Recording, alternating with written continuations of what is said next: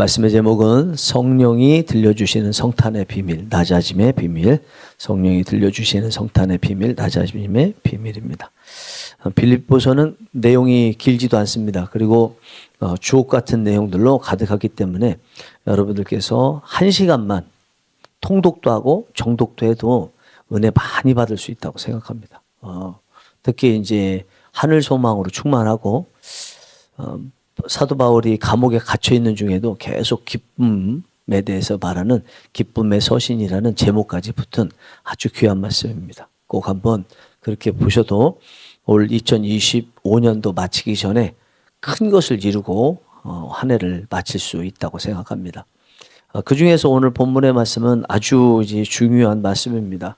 근데 내용을 보면 1절부터 쭉 이어지면서 주신 말씀이거든요. 그거는 빌립보 교회 안에 아마 일치와 화합이 안 이루어지고 있었던 것 같아요. 그래서 어떻게 일치와 화합을 이룰 것이냐, 이거에 대해서 주시는 말씀 중에 오늘 본문도 또 계속 포함되어 있습니다. 그러면 오늘 본문의 말씀이 예수 그리스도로 일치와 화합을 이루라는 건데, 이것을 본문에 따라서 우리가 일치와 화합을 이루기 위해서는 예수님으로 이루어야 됩니다 하고 오늘 본문에 예수님에 대한 말씀을 전하면 되겠죠. 그게 제가 지금까지 늘 해오던 설교니까. 그죠? 예, 그죠? 철저히 본문 중심으로 설명을 했잖아요. 그런데 오늘 본문에 나와 있는 예수 그리스도에 대한 말씀이 오늘 본문의 배경이 되는 빌립보 교회의 일치와 화합을 주기 위한 목적으로서는 거기에 국한돼서 말씀을 전하기엔 너무 아까워요. 오늘 이 말씀이 특히 예수님에 대한 이 말씀이 너무너무 귀한데 이거를 오늘 전할 때 물론 이제 오늘 아니고 다른 시간에 이 본문 가지고 또 적용해서도 말씀 보고 할 수도 있겠지만 제가 오늘 말씀을 전할 때조차도 일치와 화합이라는 그 주제에 국한시켜 놓고 오늘 예수님에 대한 말씀을 전하는 것은 너무너무 아깝다. 네, 그런 생각이 듭니다. 그래서 오늘은 일상적으로 제가 하던 설교의 방식인 본문에 따라서 하는 것을 다 탈피하고 그냥 오늘 본문이 가지고 있는 그냥 순수하게 배경이 없이 예수님에 대한 말씀으로 보고 말씀을 좀 전했으면 좋겠다 생각이 됩니다.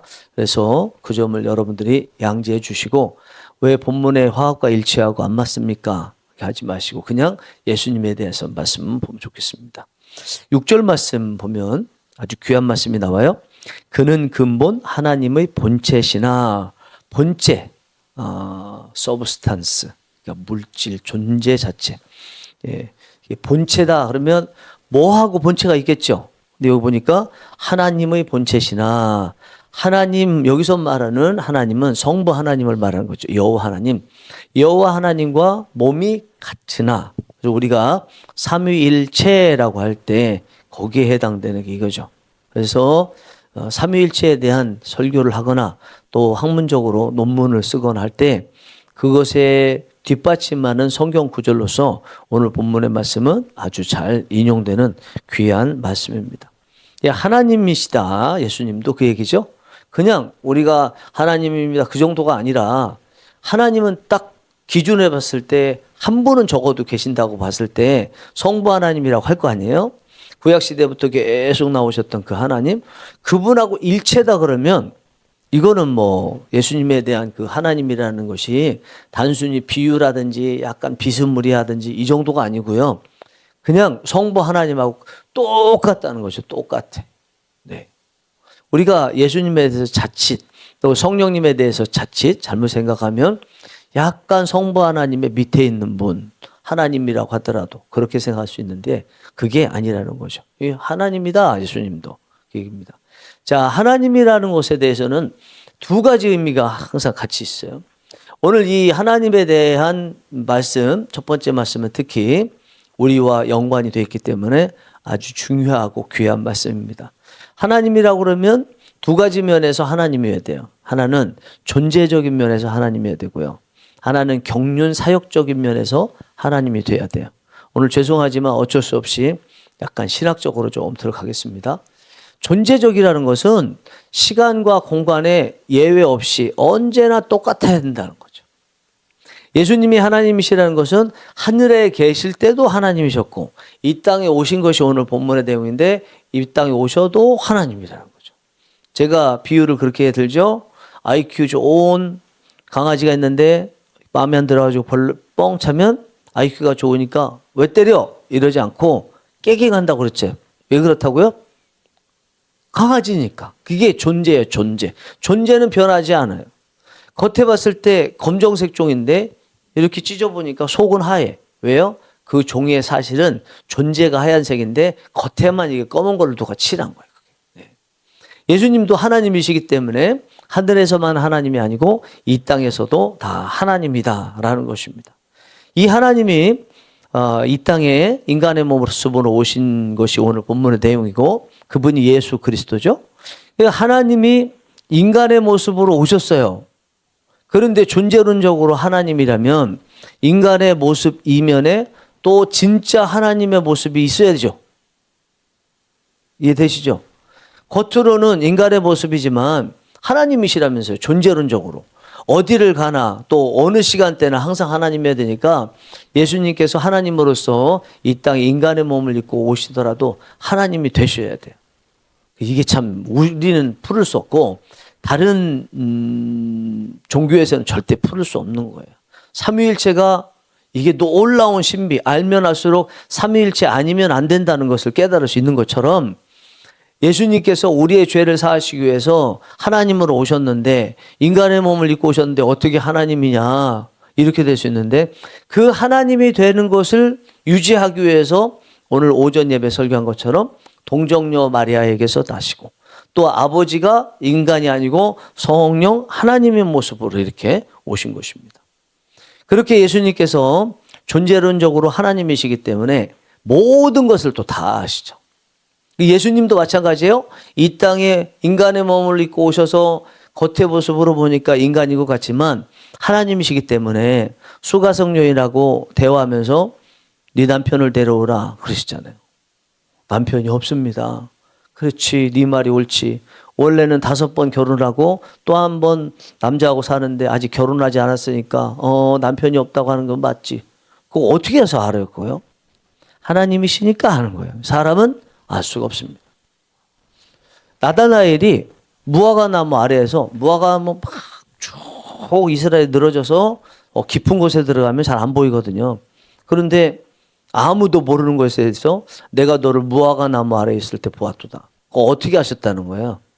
나다나엘이 기도한 거를 하나님께서 하나님이시기 때문에 받으신 거예요. 그 기도를.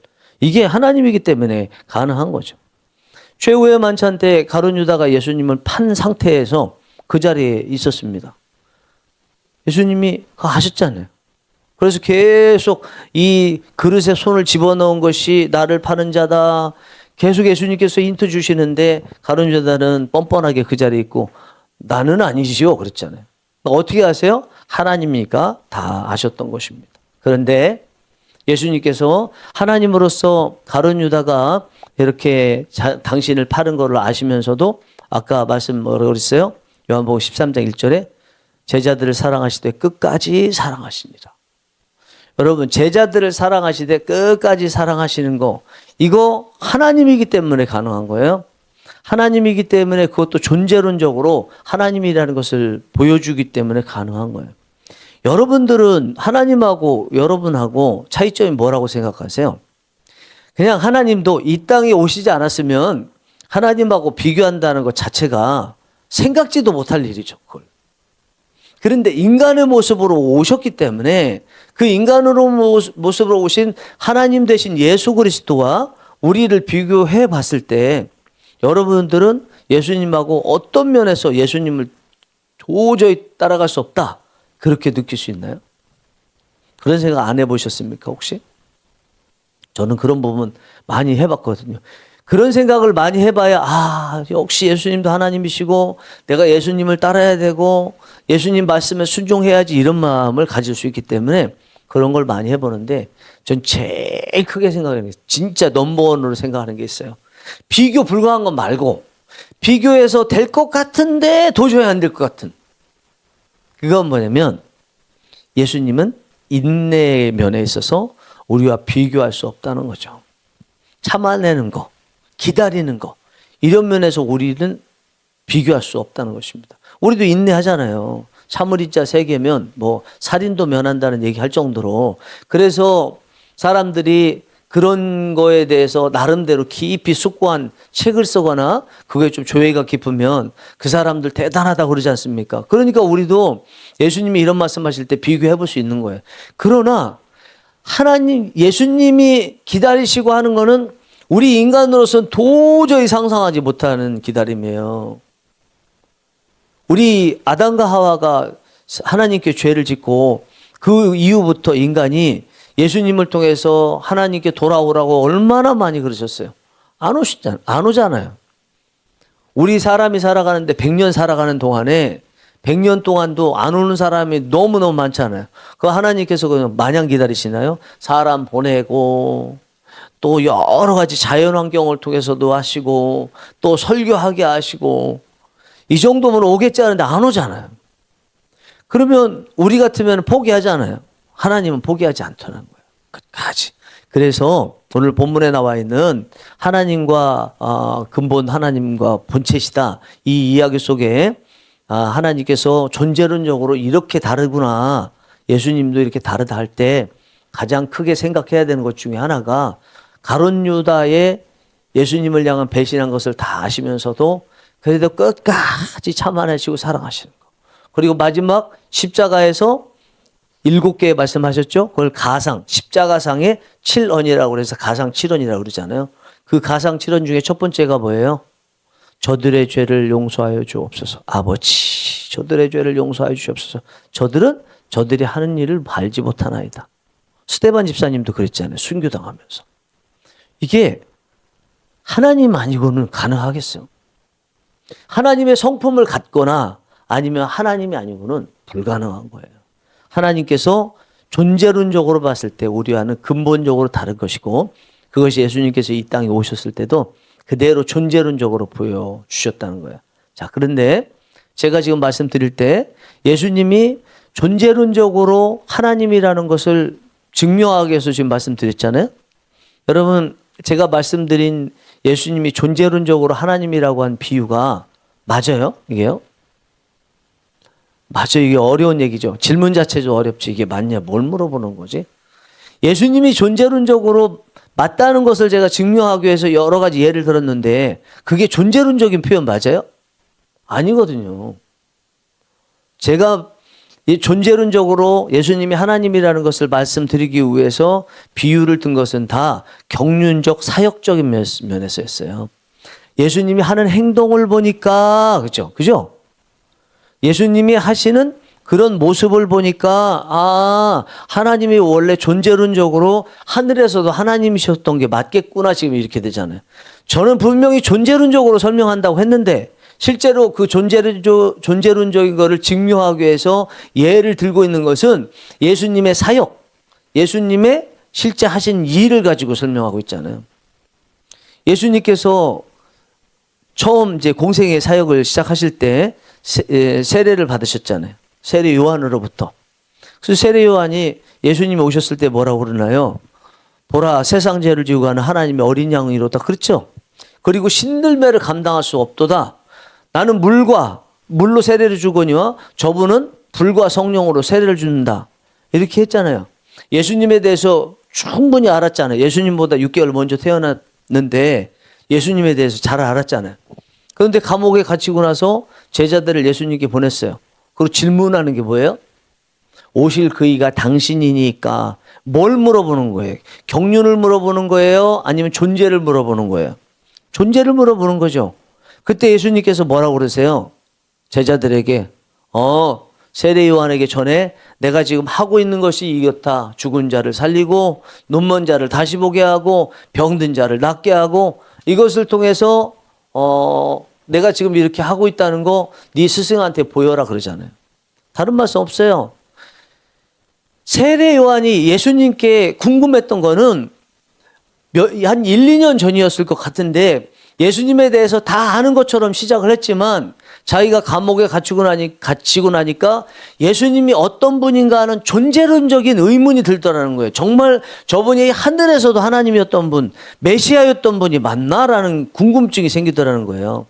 왜냐하면 예수님이 하는 일들, 경륜의 이런 일들이, 사역의 모습들이 어떻게 하나님이면 저렇게 하고 있지 지금 로마의 통치 아래서 뒤집어 놓기도 하고 먹을 것이 없는 초근무피의 저 백성들 보고 어떻게 저렇게 하고 있지? 병든 자 살리고 또 고치고 쫓아다니고 죄인하고 지내고 어떻게 저게 메시아라고 말씀할 수 있고 어떻게 존재론적으로 하나님이라고 말할 수 있어? 의문이 든 거예요. 그런데 그에 대해서 예수님은 당신이 하는 일을 통해서 말씀하시잖아요. 당신이 존재론적으로 어떤 분인지 증명하려 하지 않으시잖아요. 그러면 세례 요한이 예수님이 제자들의 일 통해서 말씀하신 얘기를 들었을 때 예수님이 메시아라는 것을 알았을까요? 못 알았을까요? 알았겠죠. 어떻게 알았을까요? 아, 저분이 사역을 얘기했지만 그 사역을 하는 사람이 메시아라는 것이 구약 성경에 기록되어 있네. 아, 저분이 메시아가 맞아. 여러분 여기서 중요한 한 가지가 나오는 거예요. 존재와 경륜, 사역은 같이 가는 건데 존재를 증명할 방법은 없어요. 존재는 보이지 않는 거기 때문에 존재가 존재를 증명할 수 없어요. 여러분들은 제가 목사라는 거 어떻게 증명하겠어요? 존재로. 제가 다른 사람들하고 달라요, 존재가? 아니죠, 그죠? 여러분들이 우리 사모님이라는 거, 전도사님, 권사님 어떻게 알아요? 딱 이보기 써 있어요. 존재가 그냥 딱 우리가 영적으로 열려 있어서 싹. 만약에 저 사모님이 변장을 하고 왔어요. 어떻게 알겠어요? 결국은 존재를 아는 방법은요, 사역을 통해서 아는 것이고 경륜을 통해서 아는 거예요. 제가 목사인 것은 목사 임직패가 있고요. 제가 이 단에서 설교하는 것을 보았을 때, 아, 저거는 연극으로는 안 될 것 같다. 이거는 외워서 하는 연극처럼 될 수는 없고 성령님께서 정말 목사기 때문에 기름 부어서 주시는 거니까 저렇게 할 수 있다. 저분은 목사가 맞네. 이럴 거 아니에요. 그렇습니다. 여러분들이 성도죠. 존재론적으로 신분이 성도죠. 여러분들이 성도라는 거 어떻게 알아요? 성도라는 거 어떻게 알아요? 여러분들이 하시고 있는 모습을 통해서 알죠. 마태복음 6장 44절 나무는 열매로 아나니. 여러분들이 사모님이고 전도사님이고 권사님이라는 거, 저 목사라는 거, 여러분들이 그 사모답게 전도사답게 권사답게 목사답게 행동을 하지 않으면 알 수 없습니다.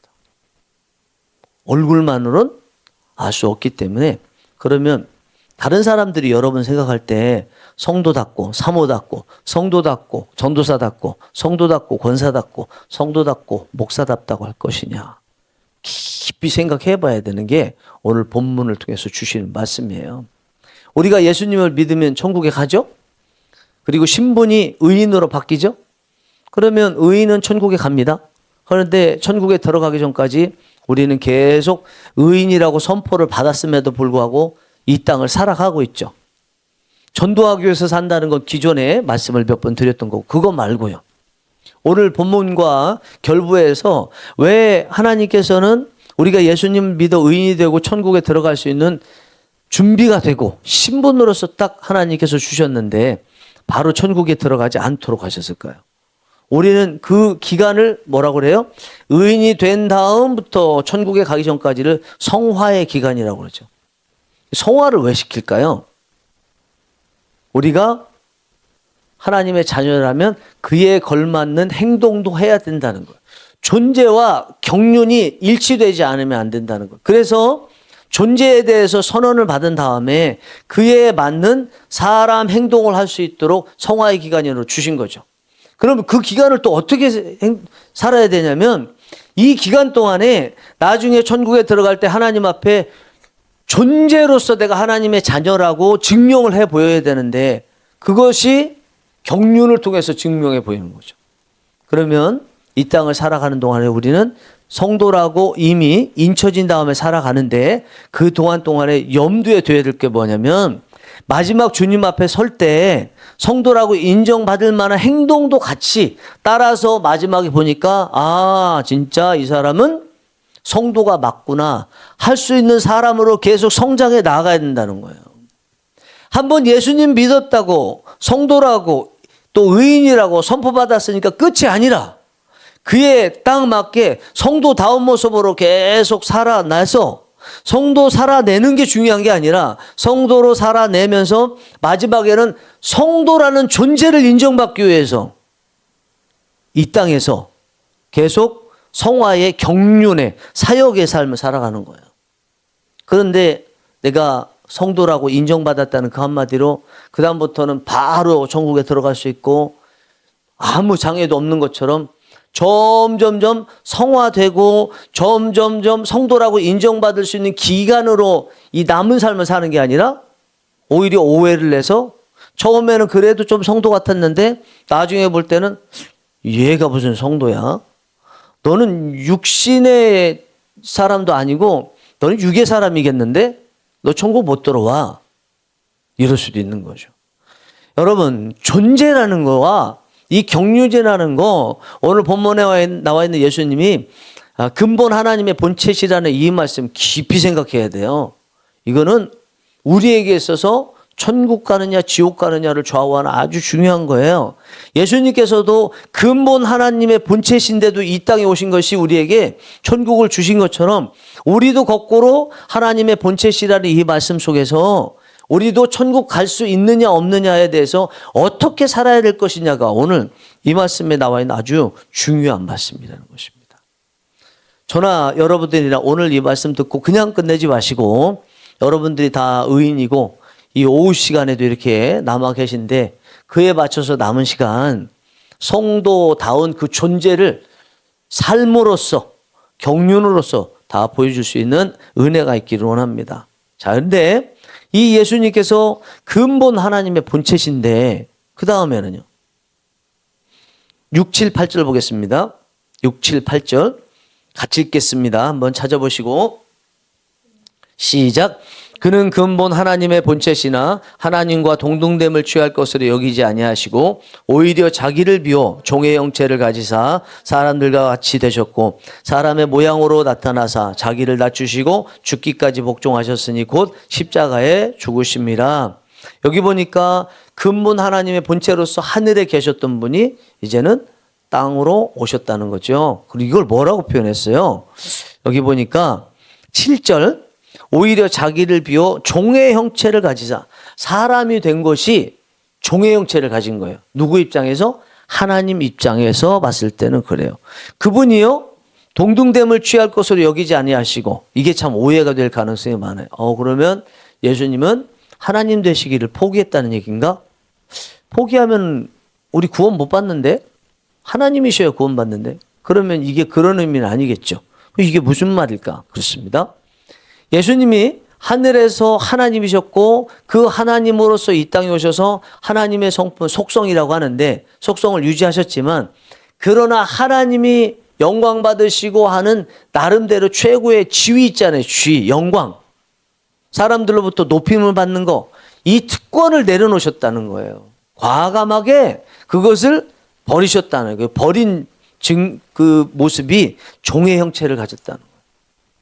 그리고 자기를 낮추시고 죽기까지 복종하셨습니다. 이것이 하나님의 뜻대로 이루어진 최종적으로 우리를 구원하시기 위해서 십자가에 못 박혀 죽으셨다라고 말씀하고 있습니다. 그러면 예수님이라는 분은 결국은 하늘에서 종의 형체를 가진 만큼 낮아지고 자기를 비고 이거는 이제 케노시스라고 이제 신학적으로 이야기합니다. 자기 비움이라고 해요. 예수님이 이렇게 하나님이신데 땅으로 내려오신 겸손한 자기를 비우신 낮아지신 분이에요. 이게. 그러면 예수님이 낮아지신 정도가 어디에서 어디까지 낮아지셨어요? 하늘에서 땅까지. 조금 더 확실히 얘기하면 하늘도 3층쯤까지 있다는 거 사도 바울이 셋째 하늘에 갔다 왔다고 표현한 거를 고린도 후서 말씀을 통해서 보자면 저 하늘 중에서 맨 꼭대기 하늘에서 땅까지 추락하듯이 그 높이의 차이만큼 낮아지신 거예요. 우리를 구원하시기 위해서. 이것을 우리는 겸손이다 이 이야기를 합니다. 그렇게 하심으로써 우리를 구원해 주셨어요.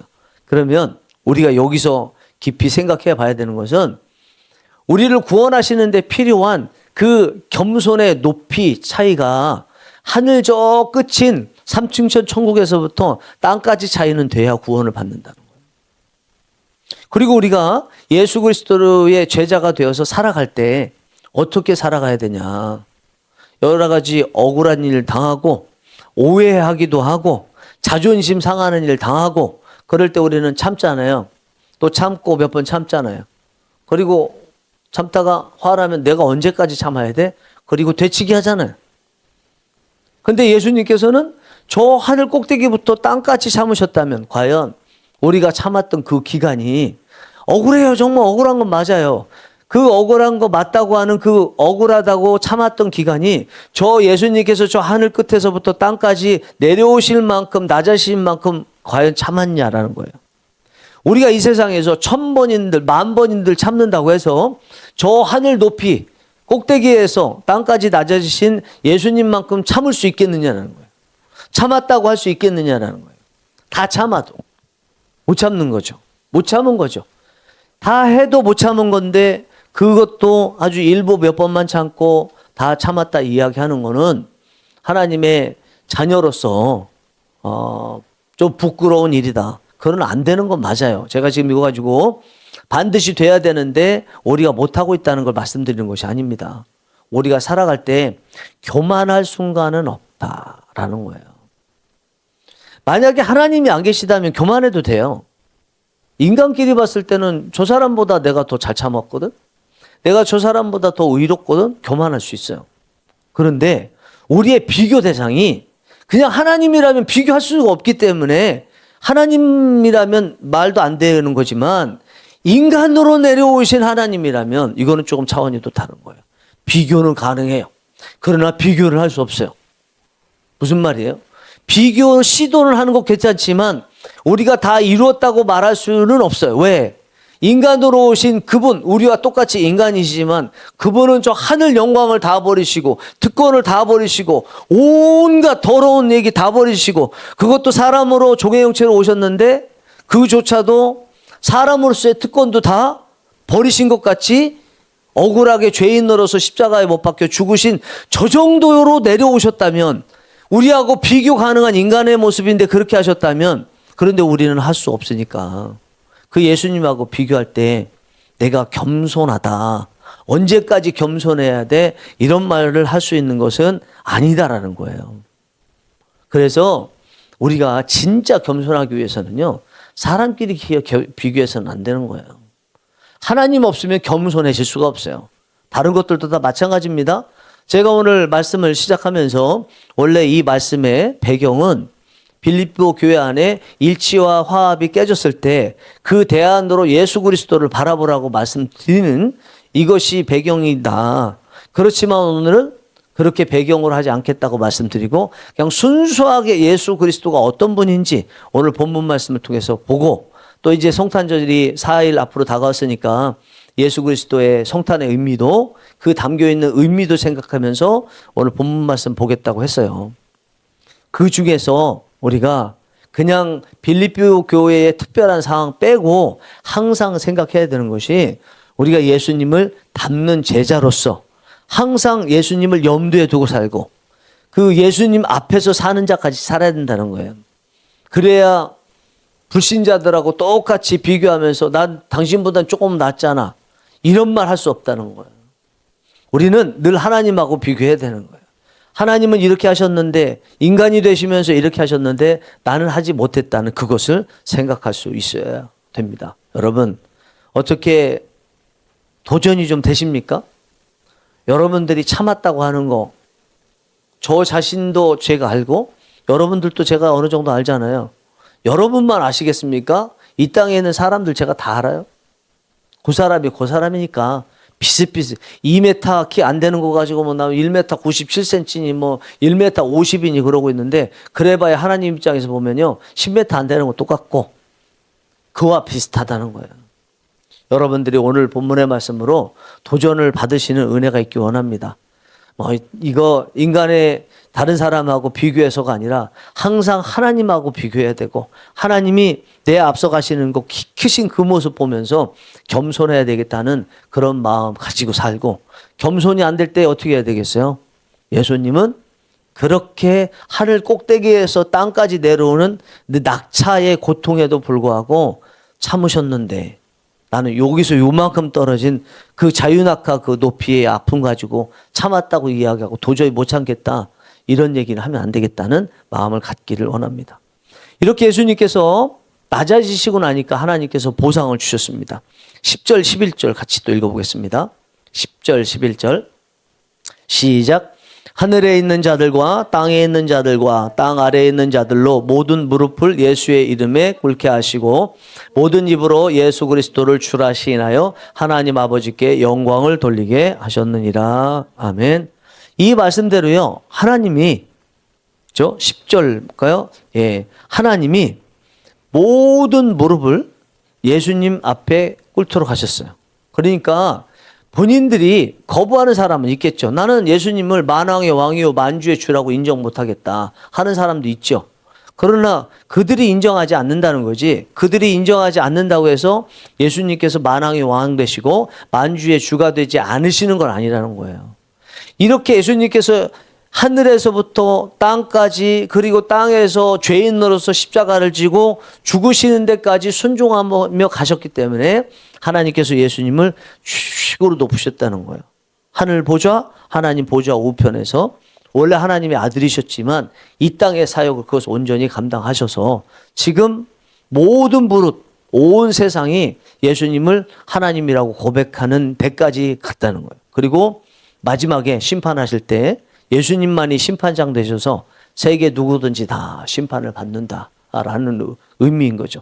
그러면 여기서 우리가 깊이 한번 보고자 하는 거는, 예수님께서 십자가를 그러니까 인간이 되시고 십자가를 지시고 죽으셨더니 다시 살아나셨잖아요.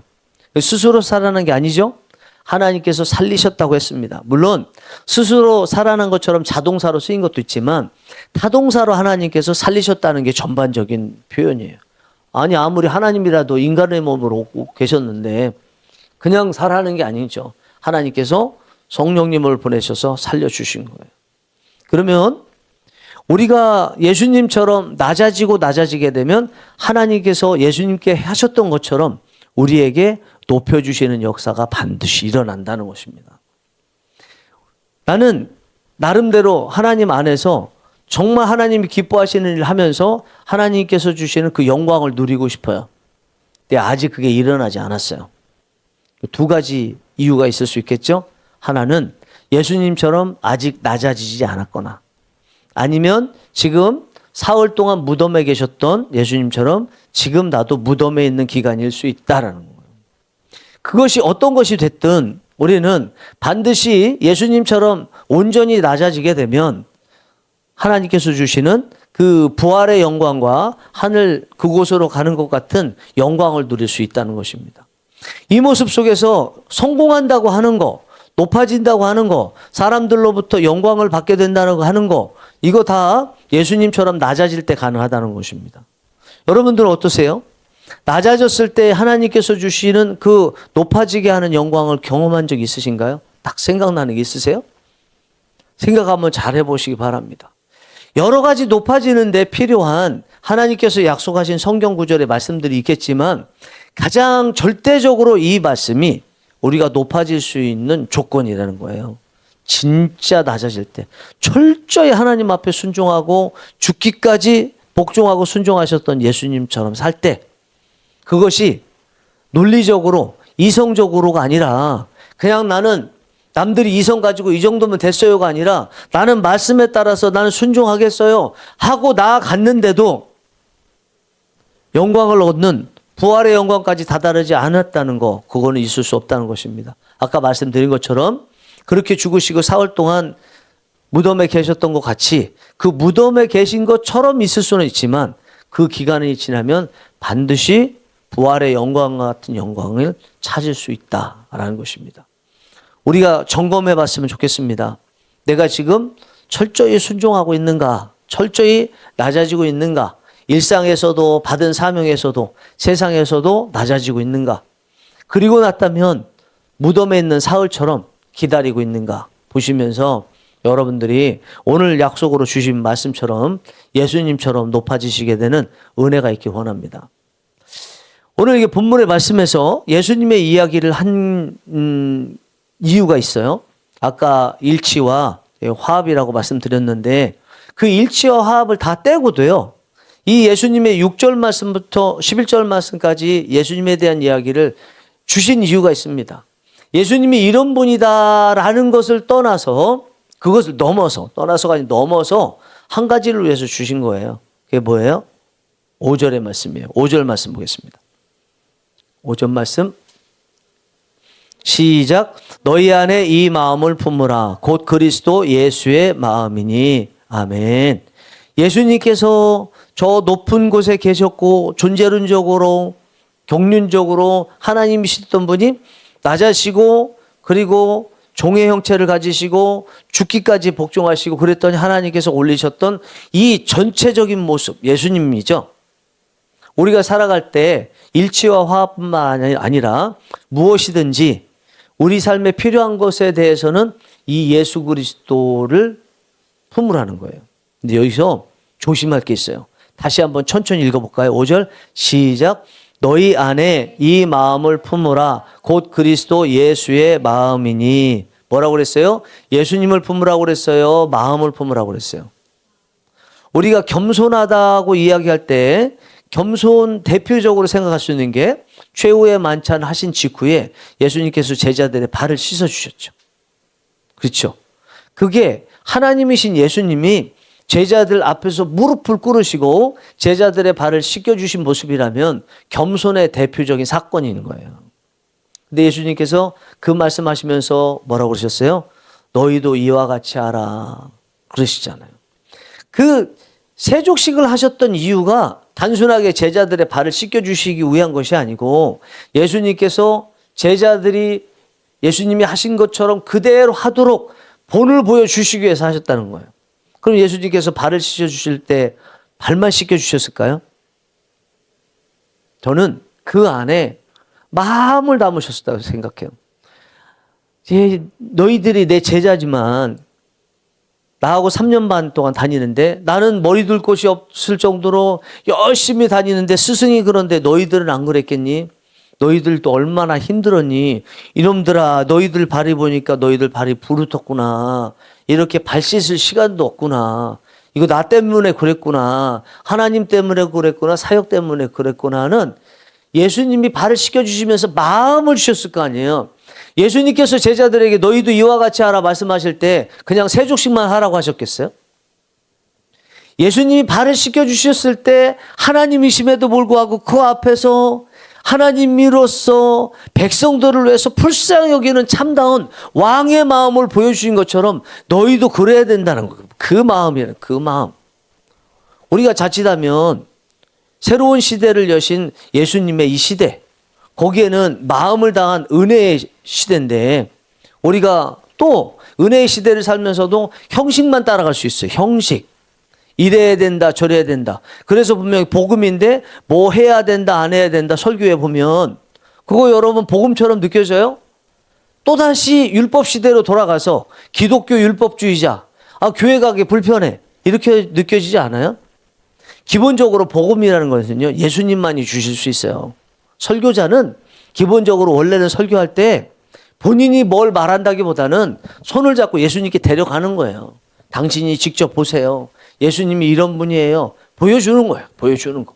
그러면 율법적으로 뭘 해라 뭐 해라 이게 아니라 기본적으로 우리가 보여줘야 되는 것은 예수 그리스도의 마음이 이런 마음입니다.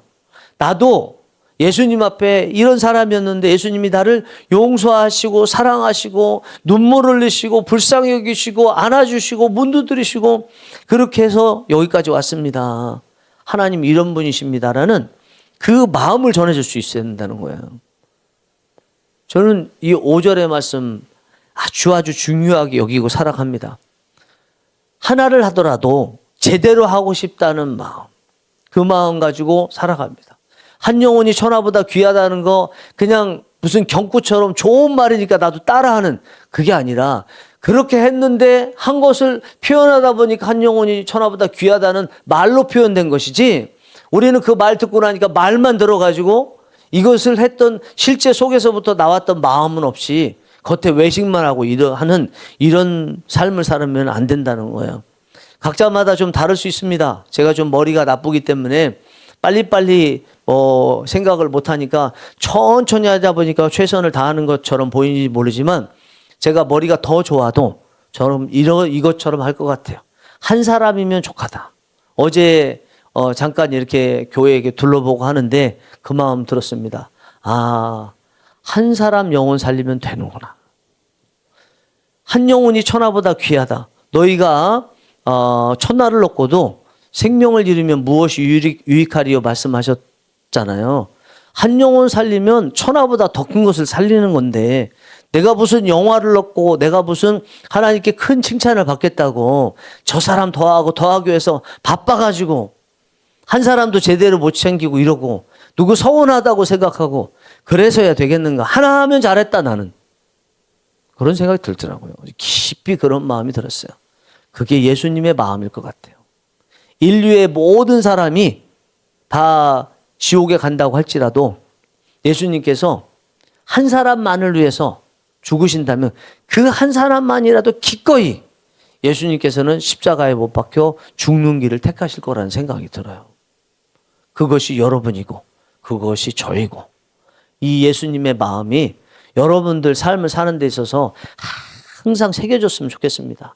하나를 하더라도 다 놓고 하는 듯이 천하를 대상으로 하는 듯이 그렇게 하시고 그 하신 거에 대해서 하나님께서 다 보시면 됐지 하는 마음으로 사셔서 예수님처럼 승귀되시는 비하를 했더니 승귀하게 되는 귀한 역사가 있기를 간절히 바랍니다. 기도하시겠습니다.